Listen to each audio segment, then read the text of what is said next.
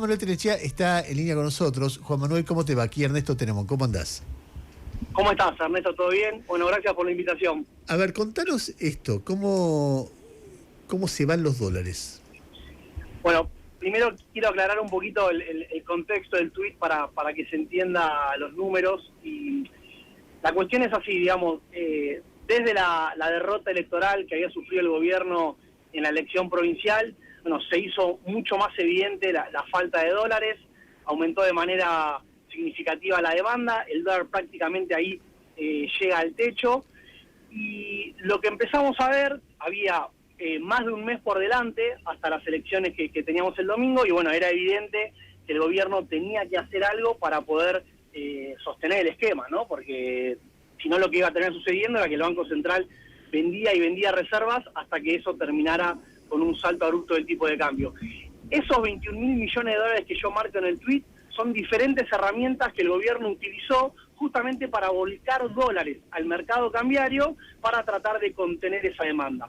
¿Cuáles fueron esas medidas? Bueno, primero que nada, los más de 6.000 millones de dólares que liquidó el sector agropecuario de manera extraordinaria con la eliminación temporal de las retenciones.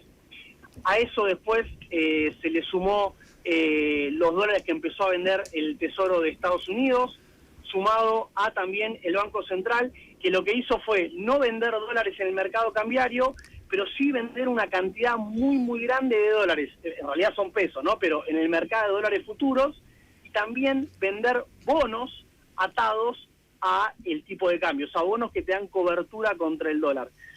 Todos estos instrumentos, si uno los suma, te dan 21.000 millones de dólares. De vuelta, no es que vos metiste esa plata directamente, porque algunos son pesos, otros son dólares, pero son todas herramientas que se usaron para tratar de contener al tipo de cambio, evidentemente de una manera que no terminó teniendo su efecto, porque si bien es cierto que llegamos a las elecciones sin un salto cambiario, lo que tenés hoy es que un mes después, habiendo gastado 21.000 millones de dólares, el tipo de cambio está nuevamente en el techo de la banda y nuevamente con el Banco Central vendiendo reservas. A ver, de lo que vos decís se deduce que es inevitable una modificación del tipo de cambio, ¿o no? A ver, no quiero ser tan taxativo porque si uno escucha al equipo económico y le cree, esto debería sostenerse.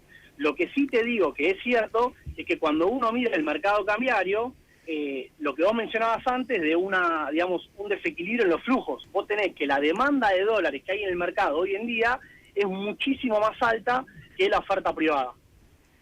Está bien. Aclaro además que parte de esa oferta también es, en mi opinión, un error que tuvo el gobierno, que en el diseño de la medida de las retenciones llevó a que liquiden todos los dólares en 3 días, y hoy esa oferta privada que hubiese tenido no está porque se apuró para liquidarla antes. Entonces, hoy lo que vos tenés es un mercado con mucha demanda y con prácticamente nula oferta privada. Entonces la diferencia la tiene que poner alguien, y la está poniendo, como te comentaba, el Tesoro de Estados Unidos, el Banco Central subiendo las tasas o interviniendo en el mercado del futuro y en los bonos atados al dólar, pero esas herramientas ya se están agotando y la única que queda ahora es el Banco Central poniendo dólares en el techo de la banda. O el Tesoro norteamericano, ¿no?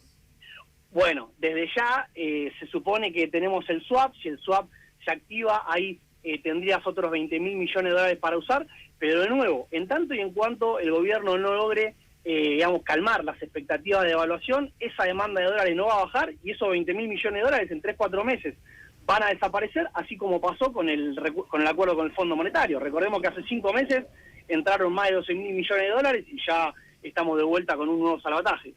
A ver, hace unos días, respecto al tema de la fuga de dólares y qué sé yo, Hernán Lexter publicó un cuadro también en Twitter, donde cuenta cómo fue esta historia desde que empezó el gobierno. Quiero ver si vos tenés una mirada similar. Dice que entre diciembre y abril de 2024, por vía del dólar blend, es decir, por un mecanismo que permitía liquidar a un precio más alto en el contado con liquidación o en los dólares paralelos las divisas de la exportación, para bajar la brecha, o sea, para que se venda, era así, ¿no? Si no me equivoco, en un momento estaba ejercitado y ahora me estoy perdiendo, pero digamos que en ese mecanismo se fueron 15.000 millones de dólares. Después en los bopreales se fueron 10.000 más. Después en el blanqueo hubo 20.000 millones de dólares más que se fueron. Después hubo un repo del Banco Central de $1.000 millones más. Después estuvo el crédito del Fondo Monetario Internacional, que eso sería injusto decir que se fue, pero no se pudo usar. Después, en julio del 2025, hubo otro repo del Banco Central por $2.000 millones. Después un bonte, que acá ya no sé lo que es, de $1.500 millones. Después una baja de retenciones temporaria previo al 1 de agosto o 1 de julio, donde se fueron $7.600 millones. Después, entre abril y agosto, ¿qué es? Obligación. Organismos internacionales. Organismos internacionales, otro crédito de $6.000 millones. Gracias, Noé. Después el FMI puso $2.000 millones más. Después las retenciones al 0% permitieron la liquidación de $7.000 millones más. Y después el Tesoro de los Estados Unidos anunció que iba a poner $20.000 millones. Y ni así que se calma el dólar. Esta mirada, no digo cada detalle, a grosso modo, ¿es correcta? Sí, me reía por que uno repasa la cantidad de medidas, es impresionante. Pero sí, igual déjame poner un poquito de contexto también para que se entienda todo esto, ¿no? O sea, Argentina estructuralmente, te diría hace ya varios años que tiene un problema, que es esto que estamos charlando, que es que tu superávit comercial, que hoy lo tenés, que es una cuestión que también destacabas anteriormente, que era lo que advertía el ministro Caputo, no te alcanza. Entonces vos, por más que tengas un superávit en la balanza comercial, después esos dólares deberían alcanzarte para pagar todos los pagos de deuda que tenés, y ahora se agrega para financiar la formación de activos externos, la compra de dólares para atesoramiento, que hasta hace un par de meses no estaba cuando se libera el cepo. Entonces, en ese esquema, si vos no querés que el tipo de cambio suba, y el gobierno obviamente no quiere que eso suceda porque necesita también bajar la inflación, bueno, no te queda otra que conseguir dólares de diferentes mecanismos. Entonces, digo, para entender el contexto de toda esa recurrencia de medidas, bueno, están hechas por esta cuestión. Después uno puede estar más de acuerdo o no, si la manera es bajando retenciones al sector, digamos, más rentable de la economía, si es endeudándose, eso desde ya hay un montón de cuestiones para criticar, pero es evidente que el problema de fondo y lo que refleja este listado de medidas que vos mencionás es que el gobierno está todo el tiempo tratando de sacar conejos de la galera para poder sostener el tipo de cambio y no devaluar.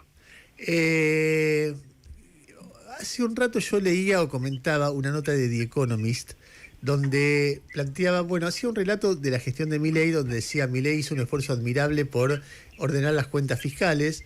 Después se fue complicando porque para bajar la inflación se apoyó en un ancla cambiaria que demoró demasiado tiempo, y eso en un momento hizo que subieran las tasas de interés, las cosas que ya sabemos, frenara la economía, y además tuvo hechos de corrupción muy graves que complicaron mucho su gestión.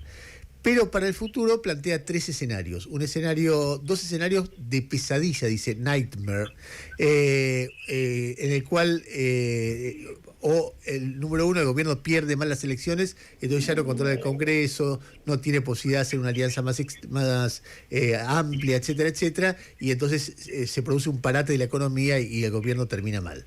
El segundo escenario de pesadilla es que el gobierno insista con este tipo de cambio. Y a mí me llamaba la atención. Y el tercero es que devalúe ordenadamente y la economía se vaya ordenando lentamente hacia otra situación. Ese es el escenario que The Economist, como la gran mayoría de los economistas, está diciendo como el escenario que podría ser más o menos bueno de acá. Lo que pasa es que el gobierno insiste en el segundo, en el escenario que The Economist dice, ese escenario es de pesadilla, termina horrible si siguen insistiendo con el dólar barato. ¿Le crees a Caputo cuando dice eso? Mira, si yo trato de interpretar, digamos, cómo es el diagnóstico, digamos, si me pongo en el lugar de lo que creo que piensan Milei y Caputo, yo creo que ellos en parte están convencidos de algo, ¿no?, que se escucha mucho, que son los fundamentals. ¿Qué significa esto? Que mira, si vos hoy tenés un equilibrio fiscal, si vos tenés las tasas de interés, las volvés a acomodar, y si vos tenés las cuentas más o menos ordenadas, el tipo de cambio de tu economía debería ser más bajo que el que, por ejemplo, tenías con Macri o con el Frente de Todos. Ahora bien, ¿el tema cuál es? Eso también depende de lo que vos decías, ¿no? De cómo se percibe el gobierno en términos de corrupción, de cómo se percibe el gobierno en términos de la capacidad de gestión y de política que tiene para manejar el Congreso. Entonces, el punto que yo creo acá es, ellos solamente miran esta parte, digamos, bien teórica de los fundamentals, y lo que dicen es, mirá, hoy mi economía está ordenada. Si a mí las elecciones me da relativamente bien, esto debería acomodarse y el tipo de cambio debería ser el que está, y debería funcionar como funcionaba, que también, digamos, hasta hace 4 o 5 meses más o menos la cosa andaba. Yo creo que el error está ahí, está en creer que el tipo de cambio solamente depende de la variable macroeconómica y que el mercado, que es, digamos, es gente que está operando por detrás, no solo mira eso, sino que también mira la capacidad de gestión, mira qué está haciendo la oposición más opositora y la oposición más afín al gobierno, bueno, todo eso. Entonces, y te agrego algo más, que yo creo que el gobierno en este sentido está atrapado en su propio discurso, porque si vos escuchás a Milei, por ejemplo, en la última entrevista que da con Feynman, él todo el tiempo dice, el programa económico no tiene errores. Esto es todo culpa del famoso riesgo Cuca, ¿no? El riesgo de que las elecciones generan una incertidumbre que hacen que el mercado se asuste y que piense que vuelve el peronismo, y que cuando las elecciones las ganemos, ahí hay que ver cómo interpreta Milei esa victoria, que aparentemente sería simplemente sumar una cantidad mínima de diputados y senadores para que no le digamos, desestabilicen el programa económico. Con eso va a alcanzar. Juan. Entonces, perdón, cierro con esto y ya está. Entonces digo, para mí el gobierno está confiado en eso. Dice, voy a sacar un buen resultado y con eso me va a alcanzar para que todo esto se acomode. Para mí es un error, pero creo que ahí está la lectura oficialista. ¿Cómo estás, Juan? Te saluda Noelia Barral Grijera.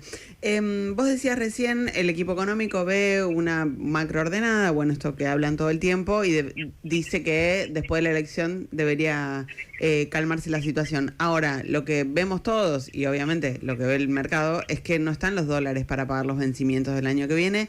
Y mi pregunta es, recién ustedes recorrían con Ernesto la cantidad de dólares que hubo disponibles y que el Banco Central o el gobierno no compró. ¿Va a haber dólares disponibles para que el gobierno recomponga reservas, el Banco Central recomponga reservas y tenga algo para pagar los vencimientos del año que viene? Mira, trato de hacerla cortita, pero te digo de vuelta la mirada para mí que tiene el gobierno y dónde está el error. La mirada del gobierno es, este problema es 100% político, obedece al riesgo Cuca, cuando a mí me vaya bien las elecciones, esto se va a calmar. Cuando eso suceda, el riesgo país debería empezar a bajar, y cuando eso suceda, yo debería lograr el acceso nuevamente a los mercados para refinanciar la deuda. Si eso sucede, no necesito dólares, porque la deuda, que es el gran problema, digamos, de falta de dólares, la puedo ir refinanciando. ¿Cuál es, insisto, el problema? Que yo creo que ahí hay una mirada muy dogmática de lo importante que cree que el gobierno es el superávit fiscal, y en mi opinión me parece que siempre está la discusión de que el gobierno, en donde pifia, es que se olvida que te faltan dólares y que el superávit fiscal no te alcanza. Sí. En el mejor momento del gobierno, cuando todavía tenía un apoyo popular consistente, cuando había conseguido que le ingresaran la plata al blanqueo y todo eso, todo lo que estamos hablando sobre que el riesgo país iba a ir a 400 puntos básicos no sucedió. Entonces uno se pregunta por qué sucedería en una situación bastante más frágil. Totalmente de acuerdo. Ahora, me parece, insisto, que el gobierno tampoco tiene muchas herramientas más que apelar a esta posibilidad. La otra alternativa que le queda es la que charlábamos antes, que es eliminar las bandas cambiarias, el tipo de cambio se evalúe. Obviamente que eso implicaría un cimbronazo a la inflación, pero además, en esto que decía Data Economist, de hacer una devaluación ordenada, bueno, imagínense lo difícil que es eso. Pero no una devaluación ordenada. Yo sé que nosotros miramos todo el tiempo el dólar, porque es como el termómetro que tiene la fiebre, ¿no? Entonces estamos todo el tiempo mirando el dólar. ¿De qué te sirve devaluar? Ya que te voy a decir una barbaridad, 100%, si el plan económico sigue siendo el mismo. Digo, no sé, me da la sensación que estamos todos girando alrededor de una ruedita que nos han puesto a correr, que es mirar el valor del dólar, cuando por detrás te está pasando el verdadero elefante, con lo cual ponele que no se haya consenso. ¿Qué sería cuál? ¿La recesión? Es que la recesión, un plan económico poco productivo, digo, un plan económico que favorece mucho más la importación que la producción. No sé, yo no, la verdad es que a veces cuando nos escucho a nosotros también desde los medios alimentar todo el tema, estamos todo el tiempo hablando del tema cambiario. Yo digo, supongamos que ok, los que tienen razón que dicen que hay que devaluar, se devalúa, no sé, 50%. ¿Y después qué? ¿Por qué cambiaría radicalmente la economía argentina? Además de que seríamos más pobres. No, a ver, yo coincido con eso que está diciendo. A mí me parece que nunca es bueno, viste, devaluar el tipo de cambio ni tampoco alimentar eso. Simplemente es que lo que vemos todos los analistas es que si vos tenés una demanda de dólares que es mayor a la capacidad que hay de proveerlos en el mercado, bueno, eso te está diciendo que es una señal de que vos necesitas un tipo de cambio más alto para poder sostenerlo.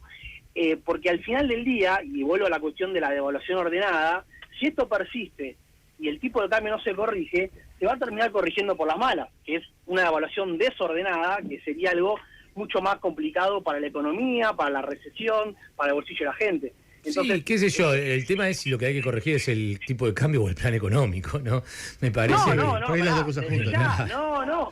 Todo lo que venimos charlando, justamente creo que hay problemas de fondo en el programa económico que son los que hay que corregir. Lo que digo es que, y lo decíamos muy bien recién, es el termómetro, pero si no corregís las cosas de fondo, bueno, te lo va a terminar corrigiendo el tipo de cambio de manera desordenada. Juan Manuel, te agradezco mucho, muy interesante hablar con vos. Abrazo grande. Un abrazo grande, nos vemos.